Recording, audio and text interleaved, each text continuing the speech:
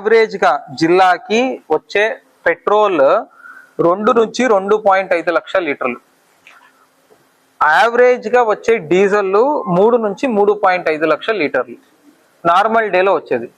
ఈ రోజు ఒక్క రోజే కృష్ణా జిల్లాలో మార్నింగ్ నుంచి ఇప్పుడు వరకు పెట్రోల్ అయితే 4,30,000 లీటర్లు వచ్చింది.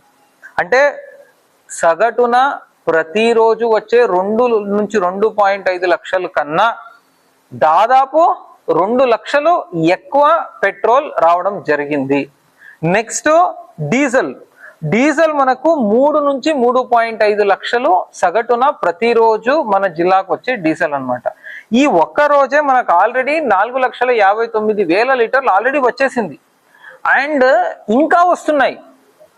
ఇది ఎందుకు నేను ప్రజలందరికీ చెప్తున్నానంటే, దయచేసి డీజిల్ సప్లై లేదు, పెట్రోల్ సప్లై లేదు ఏమో అనే ఒక ఆందోళనతో దయచేసి ప్యానిక్ బయింగ్ చేయొద్దు.